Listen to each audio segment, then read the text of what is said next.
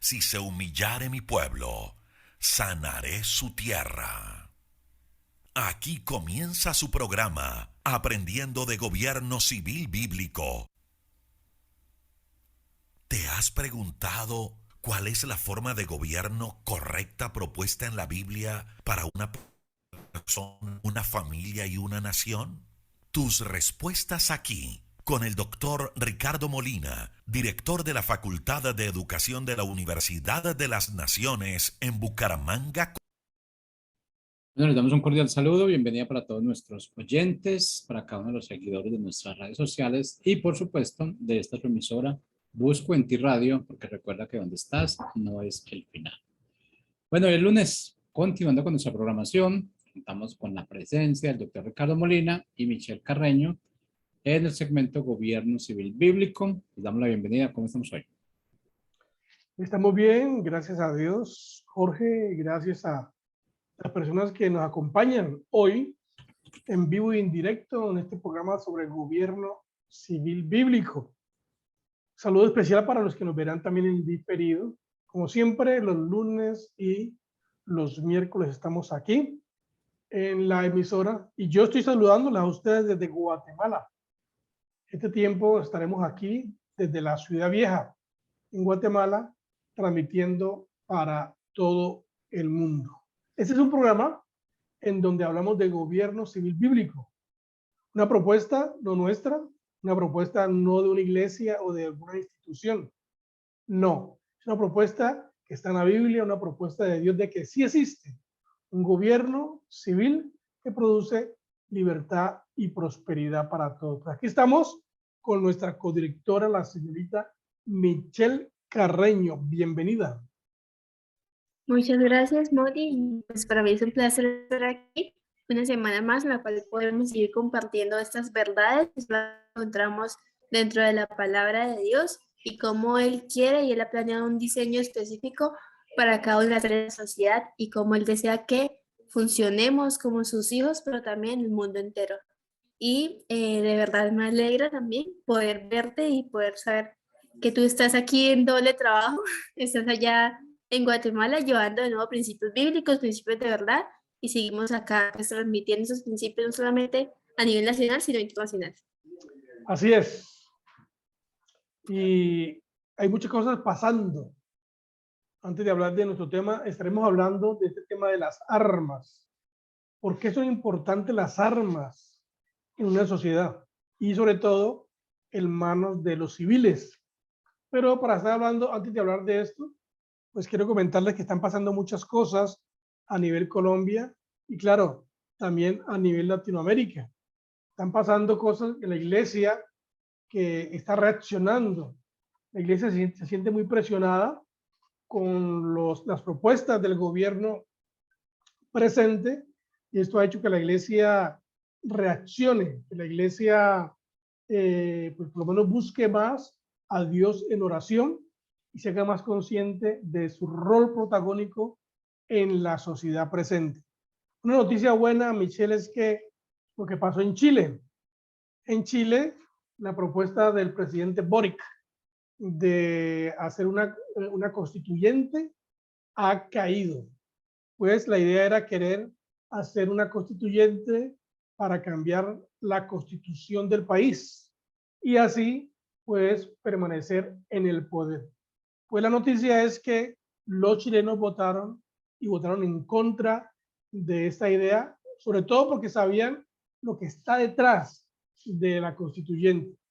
Muy positivo para Latinoamérica, muy positivo para el mundo hispano. Una prueba de que sí se puede detener las propuestas malignas, las propuestas malintencionadas, las propuestas envenenadas de gobernantes que no tienen el temor a Dios, de gobernantes que quieren imponer ideas que son fracaso total a nivel histórico, a nivel mundial. Entonces, en ese orden de ideas, pues había muchas cosas más que decir de lo que está pasando también en Colombia, con algunas propuestas que el presidente Petro está haciendo. Y una de esas propuestas que el presidente Petro ha hecho, pues es acerca de las armas.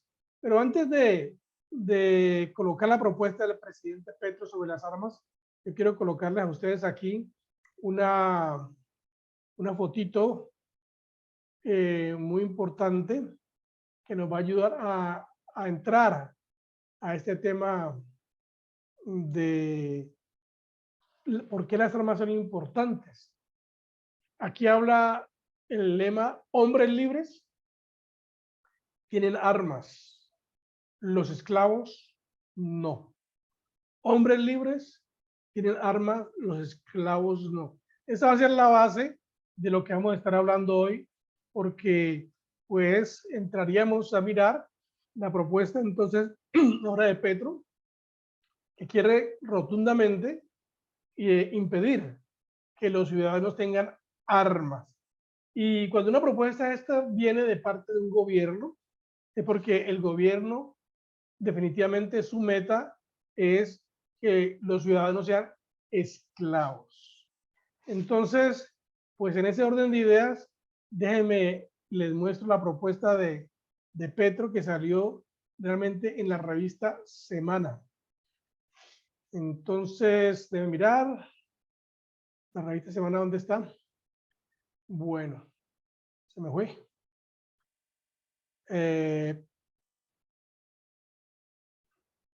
Momento. Está acá.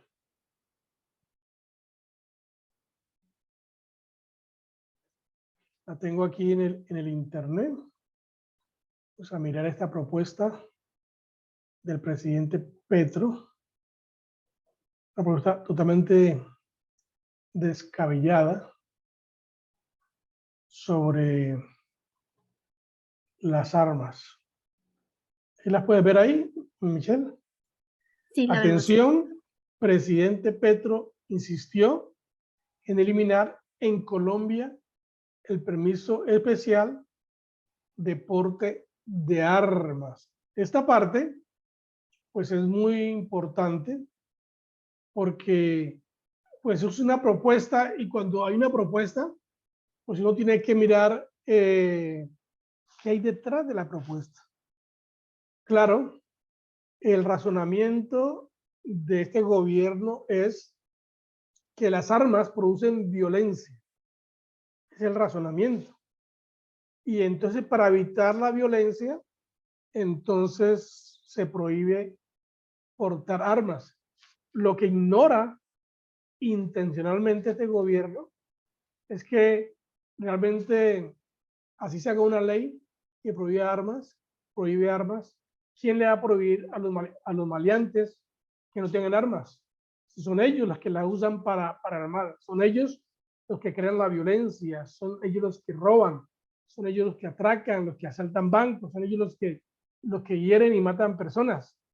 Entonces, esta propuesta del presidente Petro, presidente de la República, dice que insistió en que Colombia se debe eliminar el permiso especial de porte de armas como una estrategia que, según su concepto, se tiene que aplicar para atacar con contundencia las estructuras criminales que están sembrando el miedo en Bogotá y en otras ciudades del país.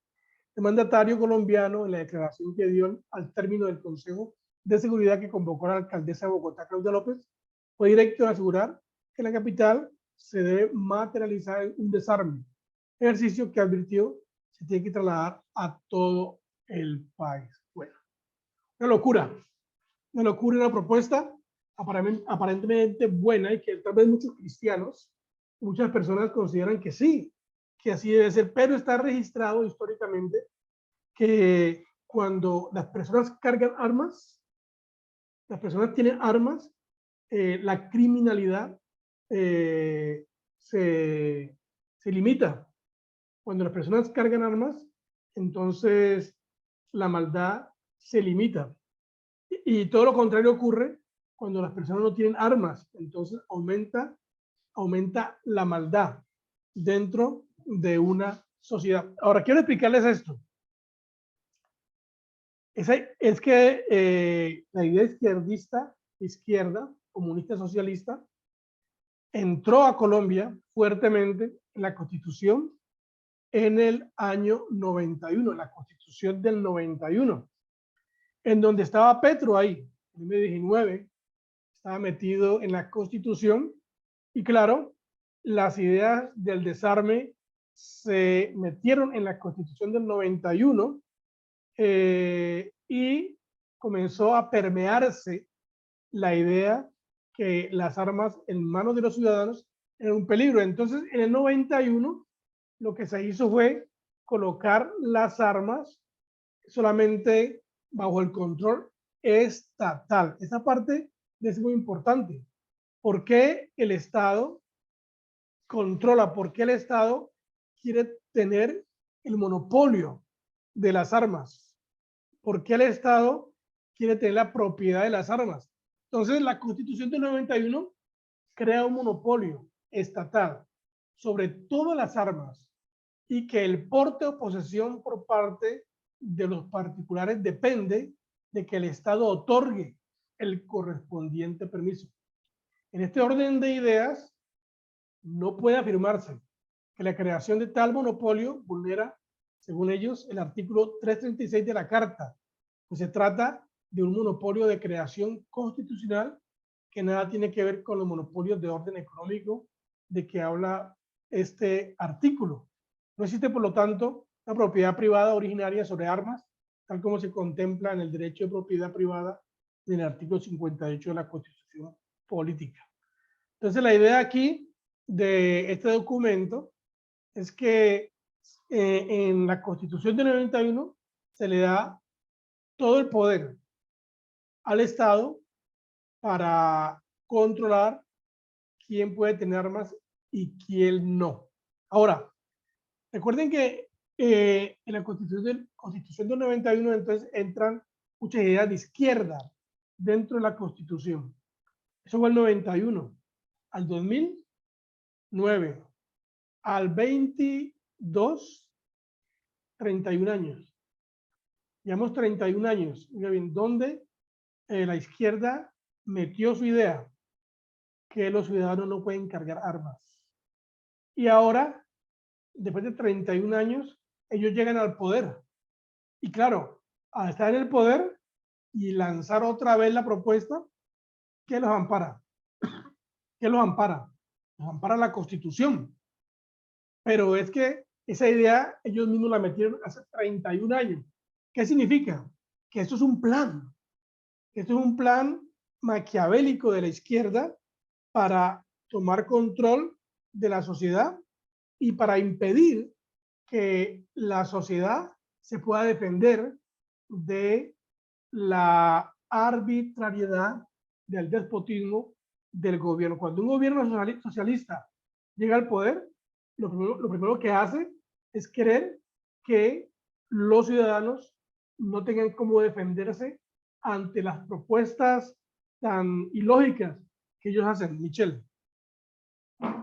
Y, y pues precisamente tengo aquí como siguiendo con el línea de pensamiento de pues nuestro presidente, y él dice que con los permisos especiales para el porte de armas entramos de nuevo a la seguridad vista como autodefensa. Y además él dice que la extrema derecha, creo que ahí estamos posicionados nosotros, no puede entender que portar armas es sinónimo de inseguridad, dice él, y que la seguridad no se mide en números de muertos. Realmente, pues aquí creo que podemos seguir analizando un poco su pensamiento de que él realmente cree que no es problema de la maldad que está en el hombre, sino que es problema de las armas.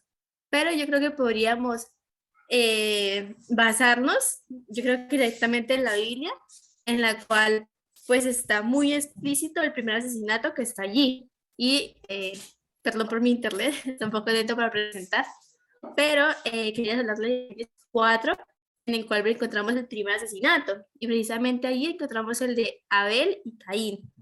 Y pues yo creo que esa es una de las maneras más claras de poder explicar cómo en la Biblia nos habla Dios de que las armas son para la defensa y también para que podamos, incluso lo que tú dijiste, poder defendernos de aquellos gobiernos injustos y déspotas. Y en el capítulo habla de cómo Caín tomó la decisión en su corazón de matar a Abel y no lo hizo con un arma, porque en ese tiempo no existían, sino que lo hizo con una piedra. Y realmente la posición de Dios con respecto a lo que pasó no fue el quitar el arma que tenía Caín, sino que fue el hecho de apartar a Caín y darle el castigo a Caín, no al arma que portaba. Entonces realmente vemos cómo lo que Dios habla en su palabra es que indiferentemente de que un hombre tenga armas o no, esto no garantiza que haya más seguridad o no dentro de la sociedad, sino que todo va en las intenciones del corazón, no directamente del arma. Y por el contrario, un arma podría ser muy buena para la seguridad propia de parte de, para no depender de otras personas. Y es lamentable ese razonamiento que tiene el gobierno presente, debido a que si realmente las armas fueran el problema, Colombia sería uno de los países más pacíficos que existieran, porque el gobierno, el control de las armas las tiene el gobierno, y pues los malandros, y los malandros son poquitos comparados con los ciudadanos pues de bien del país, que son la mayoría. Entonces, si las armas fueran el problema, entonces la maldad, no seríamos el país, uno de los países más violentos, no seríamos, no tendríamos esa fama. ¿Pero por qué somos uno de los países más violentos? Pues es sencillo, no por las armas, sino por las decisiones equivocadas que el mismo hombre toma en su razonamiento, en su enojo, en fin, decisiones que el hombre toma equivocadamente, y de esa forma pues hace daño a sus propios semejantes. Déjenme leerle aquí a ustedes unas frases muy importantes sobre cuál es la justificación moral, si es que hay detrás una justificación moral de la portación o del porte de armas. ¿Cuál es la justificación moral? Entonces, el derecho a portar armas es un derecho consustancial al derecho a la vida. Si yo tengo derecho a la vida, tengo derecho a proteger mi vida. Escuchen bien esto, este es el razonamiento moral. Si yo tengo derecho a la vida, tengo derecho a proteger mi vida. Y de nada vale el derecho mío a proteger la vida si no se me respetan los mecanismos y las herramientas para hacer efectivo ese derecho. Si alguien me ataca con una piedra, yo debería tener una piedra para defenderme. Si alguien me ataca con un arma de fuego, yo debería tener un arma de fuego para poder defenderme. Uno puede hacer un análisis filosófico al respecto. Podemos irnos, por ejemplo, a pensar en John Locke, cuando Locke habla de que en un estado de la naturaleza la gente estaba libre y se podía matar unos a otros, y que precisamente entramos en una sociedad y renunciamos a ciertos derechos para poder vivir un estado de sociedad un poco más pacífico. Le entregamos entonces al Estado ciertas prerrogativas, dentro de las que está el monopolio del inicio del uso de la fuerza. Sin embargo, John Locke y otros juristas establecen que el individuo retiene esa capacidad de poder defenderse últimamente, no solo contra las agresiones de otros individuos, sino también eventualmente ante la agresión del propio gobierno. Eso es algo que viene incorporado dentro de la filosofía liberal por cientos de años. Y la gente tiene derecho a su vida, a sus propiedades, y tiene derecho, por lo tanto, a defender estas. Muy bien, pues ese es como el razonamiento de la parte moral de por qué tenemos que tener armas. Sencillamente las armas se crean es para protección, para proteger la vida, para proteger la propiedad, para proteger los derechos que Dios ha dado al hombre.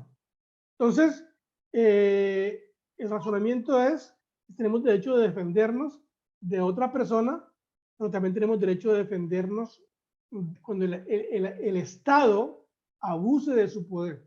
Yo me acuerdo cuando en los tiempos de, pues, ahorita de Maduro, antes de la pandemia, cuando la gente estaba marchando y protestando en Venezuela, y la gente lo hacía y se defendía frente al ejército de Maduro, se defendía con papas, con piedras, con palos, con cosas así manuales, mientras el ejército del gobierno pues tenía armas, tenía bombas de gas, tenía carros blindados.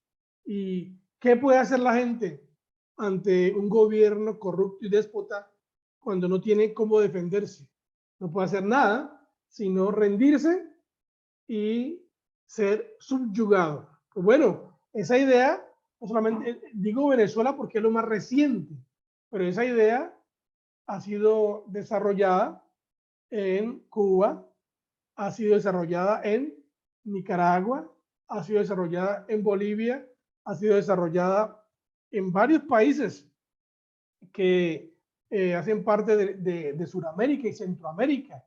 Entonces, la idea detrás de esta filosofía de desarmar al ciudadano es para que el gobierno pueda abusar y que todo lo que impone nadie puede recriminarlo, nadie puede defenderse. Y lo más tenaz que ocurre en un gobierno es cuando el ejército se confabula con las ideas presidenciales, se confabula y entonces el ejército, para proteger esas ideas equivocadas, entonces arremete contra los ciudadanos, pues siendo muy, muy superior. Pero los países que tienen armas, los países donde los ciudadanos tienen armas, es donde menos violencia hay, donde menos abuso del gobierno hay, porque la gente sabe, porque el gobierno sabe que si hacen algo indebido, la gente tiene cómo defenderse. Entonces, pues la Biblia, toda la Biblia es clara cuando habla de armas. En la Biblia, Dios ha permitido que la gente tenga armas, que la gente las cree, aún le dio la inteligencia para crearlas, con la meta, con el objetivo de defender esos derechos que Dios le ha dado al mismo hombre, ¿no? Sobre todo, estamos hablando de la vida, porque las armas son para proteger la vida, Michelle. Sí, Molly, y ya que es un tema que tiene como de verdad tantos razonamientos y tantas ideas y surgen tantas cosas, realmente ahorita que debemos ir a examinar más la Biblia, porque incluso dentro de la iglesia hay muchos que hablan de que el Nuevo Testamento es completamente diferente y que nos propone que no, que ahora todos debemos ser paz y e incluyen esa paz, no como la verdadera paz que la Biblia nos habla, sino como la paz de quedémonos callados todo el tiempo y nunca hagamos nada aunque esté vulnerando el derecho a la vida. Y yo creo que un país que podríamos hablar por referencia en cuanto al porte de armas podría ser Estados Unidos, pero yo creo que deberíamos ir más profundo e ir a la historia de Estados Unidos. Por eso estaba buscando el documento en el cual se aprueba precisamente el porte de armas en Estados Unidos y el por qué se hace y el cómo se hace. Y me parece interesante que podamos leerlo. Bueno, el documento es la segunda enmienda, la Constitución de Estados Unidos, y esa fue propuesta en 1789 y la aprobaron en 1791, después de, obviamente, una revisión. Y las palabras precisas que usa es que una milicia bien organizada, siendo necesaria para la seguridad de un Estado libre, el derecho del pueblo a poseer y portar armas no será restringido. Entonces aquí podemos observar cómo habla de que las armas son para la seguridad de un Estado libre, entendiendo la libertad como el derecho que tengo para escoger y escoger el bien precisamente. Y también algo muy interesante es que cuando encontramos la Biblia, pero también cuando encontramos este texto, no encontramos que ahora poseer un arma sea un deber absoluto o el no poseer un arma es ilegal, sino al revés, sino que no va a ser restringido el hecho de que tú como padre de familia puedas instruirte al porte de armas, puedas ser la motivación de salvaguardar a tu familia de cualquier cosa que pueda pasar y puedas tener el derecho a dispararla el momento en el que te encuentres en una situación de vida súper importante para tu familia, y es el derecho a proteger. Así es. La idea de las armas no es un capricho. Bueno, nosotros los colombianos no sabemos manejar armas, la mayoría. No sabemos, no tenemos, nos da miedo de eso. Pero la idea de las armas es mantener el Estado libre. Oiga bien, que haya libertad en una sociedad. No hay otra razón, tanto para defendernos de quien quiere quitarnos la vida, defendernos de el gobierno déspota y también para defendernos de otra nación que de pronto quiera venir a usurpar otra nación, venir a oprimirla. Entonces la única forma de evitar que esto ocurra es teniendo armas. Ahora, lo que ocurre es que las armas es una idea de la filosofía cristiana. Los países con la filosofía correcta cristiana son gente que piensa que los individuos pueden tener armas, pero la idea de no tener armas, pues eso viene, son de las ideas de izquierda, del comunismo socialista. Entonces, cuando el comunismo toma fuerza, cuando el comunismo quiere imponer sus ideas, para poder imponer sus ideas, pues tiene que comenzar a quitar la forma como los individuos se pueden defender. Yo no sé si tú sabes quién era Nikita Khrushchev. Era un líder ruso, dirigente de la Unión Soviética durante una parte de la Guerra Fría. Yo estaba pensando esto de la Guerra Fría, porque la Guerra Fría son tiempos esos donde hay guerra, pero no hay muertos todavía. Y todo es como muy camuflado, una pelea como muy interna. Yo estaba pensando que Colombia está en una guerra fría. Pues a veces tenemos luces de guerra, de protestas, pero por lo regular, una guerra fría donde estamos peleando nosotros mismos y donde se está imponiendo ideas equivocadas.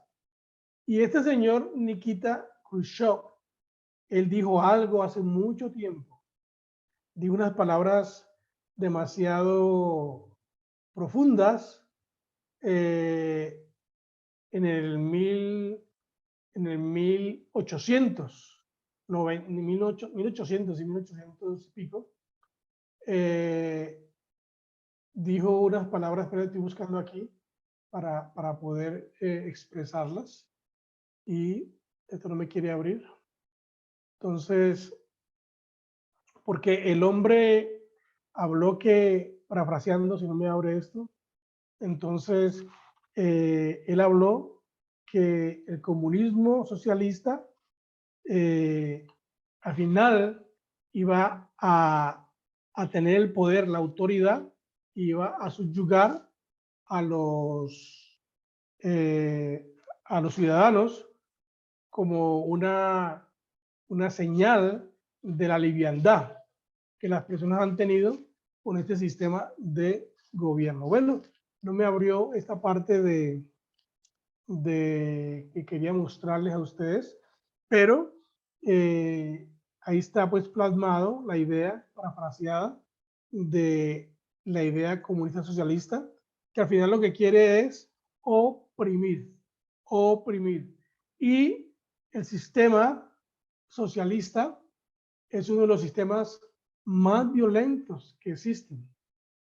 Alguien dice que no son violentos, pero es que la idea del socialismo, el comunismo socialista, la fuerza, y la fuerza habla de violencia. Entonces, en la historia de la humanidad, el comunismo y el socialismo son una de las filosofías que ha creado o ha asesinado más personas que cualquier guerra, porque en las guerras se miden, murieron tantos de una, pero con estas ideas filosóficas e imponiéndolas y tratando de quitar del medio a todo el que se oponga a ellas, esto ha traído muchos asesinatos paulatinamente y pues realmente con la idea de imponer el comunismo, entonces se asesina mucha gente, sobre todo a los que están en contra de esa idea izquierdista. Entonces el comunismo socialista no es una idea pacífica, es una idea violenta, en donde la idea es confiscar las armas, es quitar de los individuos la forma como ellos pueden defenderse. Un pasaje en la Biblia, en Nehemías, muy interesante, porque pues Nehemías, cuando estaban restaurando el templo, dicen que ellos estaban tomando las armas para defenderse, para poder cumplir sus proyectos de Dios. Nehemías 4, 16 dice, y sucedió que desde aquel día la mitad de los hombres trabajaban en la obra, mientras que la otra mitad portaba las lanzas, los escudos, los arcos y las corazas, y los capitanes estaban detrás de toda la casa de Judá, los que reedificaban la muralla y los que llevaban la carga en una mano, trabajando en la obra, y en la otra empuñaban un arma. Cada uno de los que reedificaban tenía ceñida al lado de su espada, mientras edificaba. Entonces, la Biblia, lo que quiero decir con eso es que la Biblia no está en contra de las armas, en ninguna manera. John Law habla del estado de naturaleza, claro, y en el estado de naturaleza, el estado de naturaleza es un estado violento, en donde no hay seguridad. Por eso se entra al estado de sociedad, pues para que haya más seguridad y todo esto. Y pues la seguridad le corresponde en este caso pues al gobierno civil. Cuando el gobierno civil no puede cumplir esa responsabilidad de proteger mi vida, de proteger mi propiedad, entonces, ¿qué tengo que hacer yo? ¿Cómo me voy a defender? ¿Qué voy a hacer? Pues tengo que usar las armas para defenderme de aquel otro semejante, igual a mí, que quiere venir a robar mi propiedad. Pero claro, en primera instancia, el que tiene que proteger mi propiedad y mi vida es el gobierno. ¿A través de qué? Pues a través de sus fuerzas, el ejército o de la policía, en fin, se le delega la autoridad al gobierno, el gobierno crea entonces el sistema de protección y los ciudadanos tenemos que sentirnos que el gobierno cumple con ese desafío que tiene, que es castigar al culpable y proteger al inocente. Si eso se hace correctamente, entonces la sociedad va a ser una sociedad estable, una sociedad segura. Pero lo que queremos decir aquí en este programa, hacer énfasis, es que las armas están en la mente de Dios, ¿no? No es en contra del reino de Dios. No es para asesinar personas como tal, no. Las armas son para proteger la vida. Y nosotros en Colombia deberíamos, todos, sin excepción, relacionarnos con las armas desde pequeños, poder tocarlas, poder dispararlas, poder practicar tiro al blanco, en fin, tener contacto con las armas para que en algún momento dado, si toca usarla, pues la sepamos usar. Ese es el dilema. Si uno no sabe usar un arma, en lugar de usarla para beneficio, lo usa para destrucción. Detrás del arma, como decía Michelle, está el carácter cristiano, ¿no? Carácter cristiano.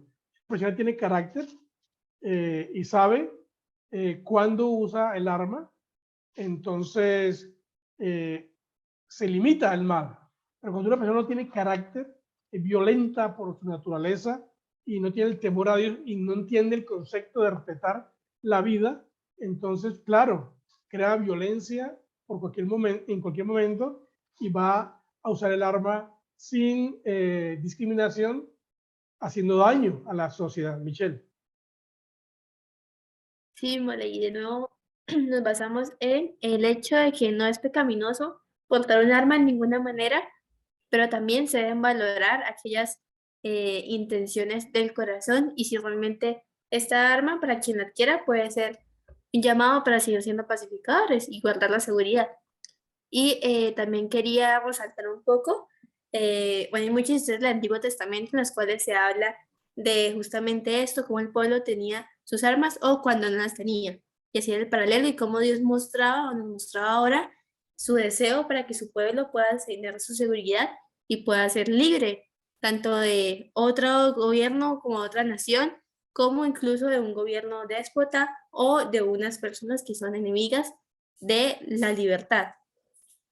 Y por eso en 1 Samuel 13, 19 al 20, hay una historia muy famosa que parte de un contexto. Perdón. Y ese contexto es que los filisteos habían tomado cierto dominio sobre el pueblo de Israel. ¿Y esto por culpa de quién? Pues por culpa de Saúl, que era el dirigente actual del pueblo. Y bueno, más que por culpa de Saúl, por aquellos que pidieron que Saúl estuviera en el poder. Y lo que dice es que en todo el territorio de Israel no había ni un solo guerrero. Pues los filisteos no permitían que los hebreos se forjaran armas y espadas.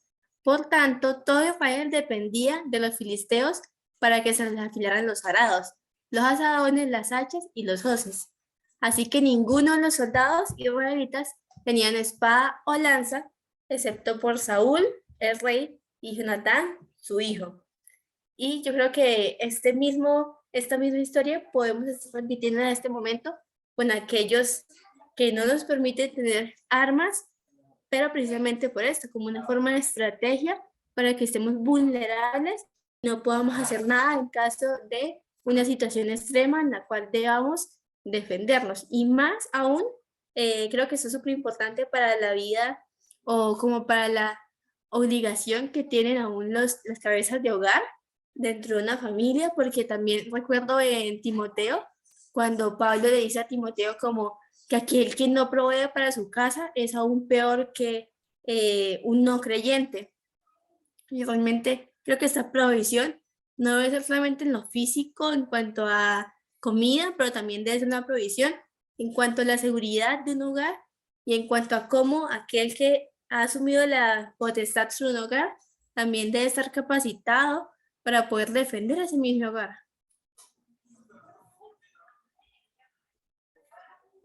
Muy bien. Ya encontré la parte esa donde lo que dice Nikita Khrushchev. Ya se lo voy a poner, se lo voy a leer. Aquí está.